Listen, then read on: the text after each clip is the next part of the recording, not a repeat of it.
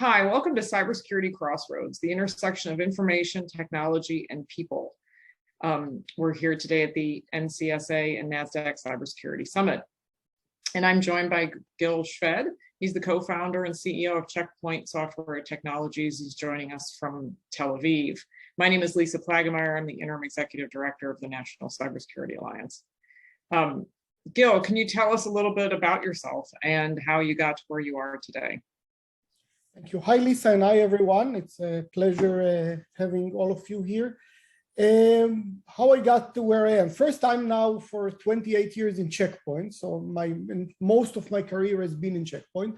But I've started actually as a teenager as a programmer, dealt with advanced networking, installed some of the first networking systems in the country. And through that, I got the idea of when people are connecting to network, they need to protect themselves. And I had this idea about a technology that can scan traffic and filter it and analyze it and provide security for a few years. And actually, I thought it's a cool technology, but doesn't have a very attractive market, because going to large organizations that we're talking about the late 80s and the beginning of the 90s and convincing them that they need network security is a possibility, but not a very exciting market. And all of that changed in 1993 when the internet opened up from being a purely academic network to an open network. And at least sitting here in Tel Aviv, remote, and understanding that the network actually connects us together and makes the world a connected place looks to me like a huge revolution. Again, that was in 1993, and that's where I started Checkpoint. The first 2 years, by the way, I've spent my time not just programming and writing our first product, Firewall 1, but also convincing people that there is a potential on the internet. Because most of the feedback that I got was networking is great, the world is moving to network, but that internet is not a commercial market, it's an academic, it doesn't have potential. And I'm glad, I mean, we all know that the internet has changed our life and our world and connected it in a way that, again, I don't think we could have imagined that at the 90s. Yeah, I think that's one of the things that it's kind of mind-blowing to hear stories of people saying, nah, I don't think that's going to be a big deal, right? But I'm constantly reminded every day in cybersecurity that the internet was never invented to be secure, right? It was invented to be this open exchange of information. And it's hard to imagine a time when we didn't really think anybody would use it for malicious means. But that's where we are today. So you're considered, you mentioned Firewall 1, you're considered the inventor of the modern firewall and one of the world's most experienced experts in cybersecurity worldwide. How has cybersecurity changed since you started your career? Did you ever think it would look like what it looks like today? So I think that's quite interesting, because when I started, when people connected to the internet, their first question was, what about security? So they realized security is important. But back then, security was much, much simpler. It was, you protect your personal computer with an antivirus, and then you connect it to the internet. You need a firewall for the internet connection. And that was, by the way, what we call the Gen 1 and Gen 2 type of attacks. Interestingly enough, most markets after 28 years, they are a mature market. In the cybersecurity, we see the opposite. We've moved since then from the second generation of attacks to the fifth generation of cyber attacks. That's where we are today. And the market today is much more sophisticated, much hotter market. And that's very, very rare that you see a technology market that after so many years is still alive and more important than it was in the early days, and less stable and actually more challenging to us. So today we need to face attacks that are far more sophisticated, that move between one vector to another. It's not getting through the network to the server and that's it. It's getting from one server through the network, through your mobile, through your cloud, until what's what we call a multi-vector attack, until it gets to the target that it wants to, and then it actually downloads the malicious payload that starts either creating damage or stealing the data or doing whatever they want. We are in a much more advanced market today, and yet we need all the basics. We need to protect all our devices, we need to protect all our networks, and we need to do it in a much more comprehensive way on the cloud, on the mobile, in the IoT, all types of endpoints and so on. Could you have ever foreseen this way back then? I have a friend who was the first and only security person at a bank back in the late 90s or early noughts. And there was a time where his boss told him he could never see a day when there'd be more than one person doing cybersecurity at the bank. Could you have seen this coming way back then? I mean, I think I had the right vision, because I said the internet is going to change the world, and security will be critical for that. What I couldn't imagine is at what size. It's between like 100 times to 1,000 times bigger, and they have a bigger impact than what I could imagine. And by the way, our first customers that were large companies, that were banks and so on, they actually didn't have security people. We sold the first product to the networking people that says, you know, the internet is cool, we want to send email, how do we connect and keep all these students outside our network? And that was a strong demand, but there weren't even security people. They were the networking people that thought that sending email is important. Now, I mean, today again, remember, I'm talking about 93. It's a year before the web was invented, not a year after, a year before the web. Interesting. So let's pivot a minute and talk about something that unfortunately is still with us, the COVID pandemic. When the pandemic began, you predicted that this would also mean a cyber pandemic. So how did you see that coming? What did you mean by that? And how did you see that coming? So first, I think the pandemic, the corona, changed or accelerated a lot of processes that we've seen coming. For example, everything moved to be digital. If before our life were like, I mean, depends where you are, but maybe it was 80% in the physical world and 20% on the virtual world in terms of shopping, entertainment, going out to work and so on. Overnight, we've suddenly shifted to 95% digital. I mean, think about all of it. We watch movies, we do all our shoppings online, we do all our work online. And that means that the importance of securing that virtual space has gone many, many times higher. The hackers, by the way, also had plenty of time where their workplaces weren't open and they were sitting at home and thinking about that. The fact that we moved to work from home has also changed it in a huge manner, because if before our crown jewels were always secure, if you're in the bank, you're inside, no access to the network from the outside. If you're a software developer, again, in many environments, you can always access the source code from within the company premises. Maybe you can do email from home, but the crown jewel, if you're manufacturing floors, nobody has access to the manufacturing floors from the outside. And overnight, all of that changed, and the entire security envelope that we have greatly changed. And now we share the same access to the company production floor or to our source code with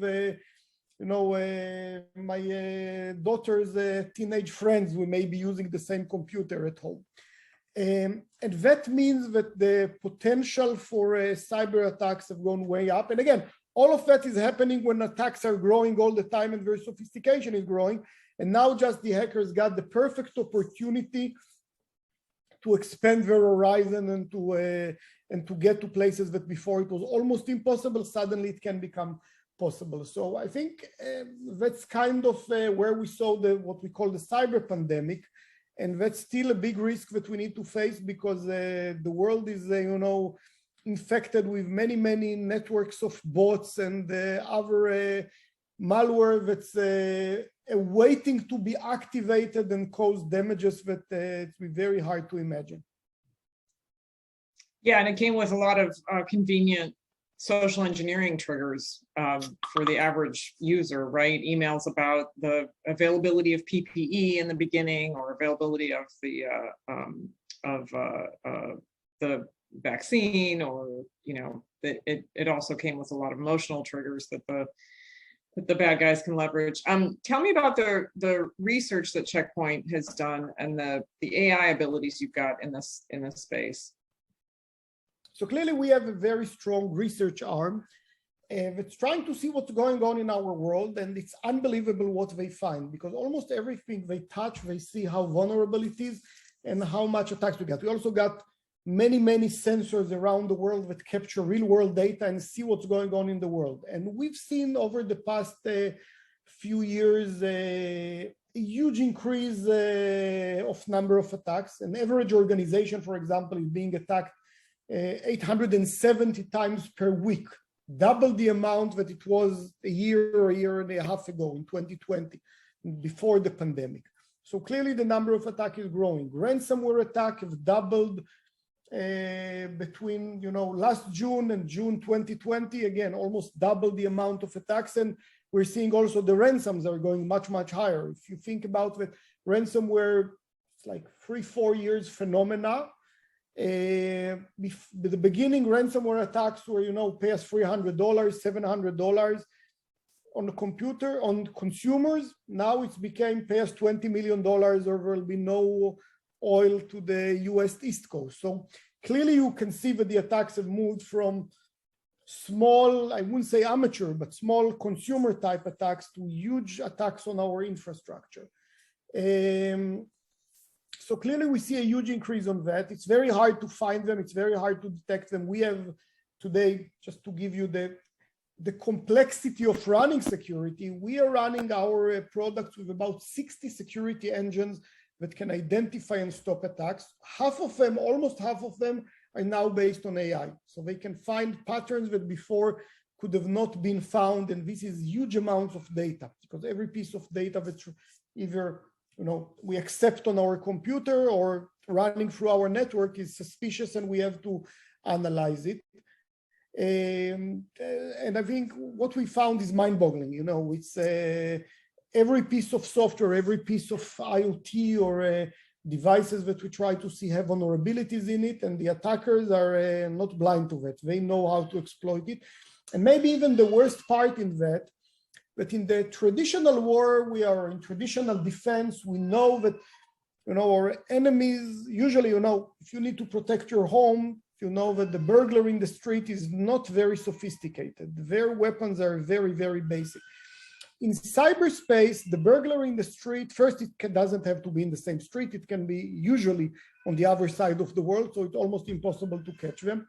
And second, the weapons that they have are not just sophisticated technology weapons, but are usually, but they can be the super sophisticated technology that was developed by the NSA or any other secret service in the world 2 years ago.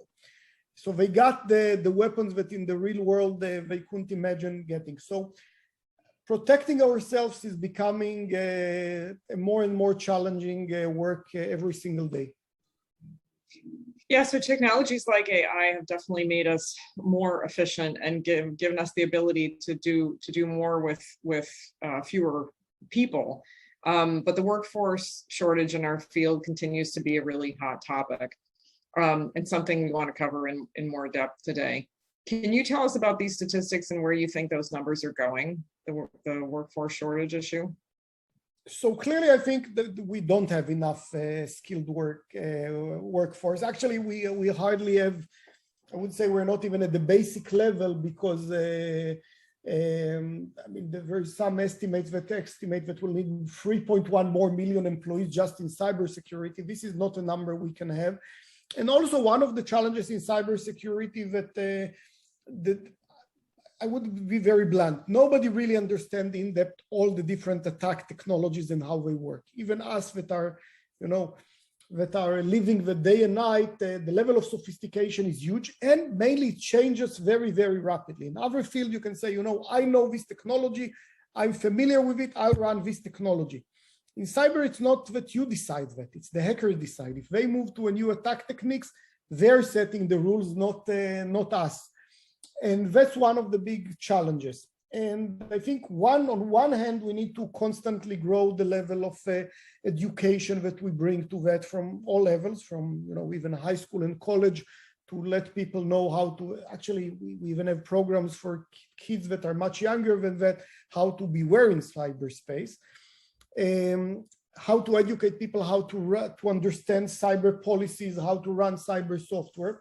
But at the end, it goes beyond that. It's not just the investment in education and awareness. And by the way, being in cyber today, it's one of the hottest job markets, which is kind of challenging to all of us in the industry, retaining our employees, finding the best one, because the demand is so big. But what we need is to think about other ideas, and AI is one of them. And some of it is we will have to consolidate the infrastructure. A company cannot maintain security when we work from, enterprises work from anything from 12 to 55 different vendors in security. So that means that you need a lot of expert people just installing the products, not even managing security. So we will need to move to more consolidated infrastructure. We will need better technologies that actually prevent and stop the attacks. A lot of our world today is about, we detected the attack, now let's remediate it. That's too late. In many cases, the damage is already done. Way too expensive in terms of the time and efforts that we need to invest in that. So we will need to rely more and more on prevention technologies, what we call prevention first architectures. And by the way, when you have a network that works in prevention, you don't realize that you're attacked thousands of times a week because the attacks don't touch you. And we will have to develop better technologies like AI and others that will deal with the unknown attacks and with the zero-day attacks. And I think that's what we are doing. I mean, there's a lot of vendors in our industry. I think there's few of us that actually work on consolidating, preventing, and doing that. And by the way, in many cases, cooperating, utilizing, or acquiring technologies that are developed by others. Yeah, I think you made some really good points about being more efficient and effective. I hear a lot of people bemoaning the workforce shortage, but I think in the meantime, before we can educate people, as we, beef up our education programs and have more people graduating with the right degrees, we've got to get more efficient and effective in the meantime. Are you optimistic about that problem, the workforce shortage? Actually, I'm optimistic about that. I think that we will have shortage, which again, some people can say it's bad, some people say it's good. It depends which direction you're looking at it. I think it will encourage companies to get more technologies and technologies that are more, as I said, simpler to use, more consolidating and prevent the attacks. That's critical. By the way, it was always critical. I think it's more critical now than ever. I think it's good in terms of attracting good talent to our industry, from the standpoint that, if the market is that hot and if there's a lot of work and it's considered, big in forefront of technology, we can attract better talent. And for the people that are coming to work in our industry, that means that they'll have better jobs, better paying jobs, good demand. So, I mean, it's not necessarily bad for our industry. I think for us as vendors, it will push us very, very hard to develop better technologies. We will need that. I think that's what we are challenging ourselves with every day. By the way, when I started Checkpoint, I have the same vision. It just became 100 times more complicated. I say security is very complicated, very technical. My job is A, provide the best security and stop the attacks, leaving them out, and B, make it super simple. Now in Firewall 1 version 1.0 that I had, very proud of writing it and making it happen. I invested a lot of my time making it super simple, and I could install it in 10 minutes, which was back then, by the way, revolutionary. Back then it was, first user interface with a mouse and the icons. Today it sounds, trivial, but back then we said security is not something that you do. It's not a game. You don't do it with icons and colors. And it was important because that made it accessible. Instead of installing it in 2 or 3 weeks and managing people full-time maintaining that, could install it in, less than an hour, the installation 10 minutes, but configuration, everything less than an hour, and almost very little maintenance to follow up. That remains the challenge, except that now the product is 100 times more complicated. And when I challenge my people today, it's on both sides, make it, more secure, the best security, of course, and on one hand, and B, make it very, very simple. And we are challenged with both, and I think we're dealing with them quite well. I think we can still keep our top place in the industry in terms of being the best security and the simpler to use. Yeah, the best security is the security that you use. There's too many tools that get purchased and not installed but not configured. So keeping it simple is definitely important. Are there any other trends that you want to share with us today before we leave? Any other insight you have into what you see happening in the future? I think first, I mean, we know that the attacks will get more sophisticated. We know that we will face some, cyber pandemic type attacks that we've never seen before. I think the message to everyone is most enterprises today, and I hate to say it, are kind of Gen 3.5 level in terms of their protection, and the attacks are at Gen 5. So yes, we need to ramp up and make the jump, not just say it will take us many years, because if we will get to Gen 5 in 5 years, the attackers will get to Gen 6 or 7 in that time. So we need to make that leap now. And it's, by the way, sometimes it's not necessarily even about buying more. Sometimes it's about activating what you have. Sometimes it's about upgrading in security. You can't be 2 versions behind. You need, because the current version handles the current attacks. So you need to be on the latest version. So I think that's one message that everybody needs to know. We need to jump to Gen 5. We will see more consolidation in our industry. We need to put what I call prevention first architecture. There's no other way. If you detected an attack 10 minutes after it hits you, it's too late. Especially on the cloud, especially on things like that. Another message is mobile devices. I mean, these are some of the simpler ways to protect the mobile devices. And yet between 1 to 3% of enterprises actually protect their mobiles. And putting an MDM or device management is not securing the device. It's important too, but it's something else. So we need to look at the entire security envelope of the entire universe, put one architecture and make it work. And I think, by the way, it's make our life more interesting, because it's not dealing with pinpointing a single technology or a single challenge, but it's looking at the bigger picture. And yet it needs to be composed of a lot of technologies that work together, that are well integrated and carry the work. And I think for us people in the cybersecurity, it's going to be interesting. It's going to be challenging, sometimes stressful. It's also something we deal with. But I think I look at it as positive challenges. Thank you very much, Gil. It was really nice to take a look back and to look forward with you. Thanks for chatting with us. Thank you very much, Lisa, and thanks everyone. Really enjoyed it. Thank you.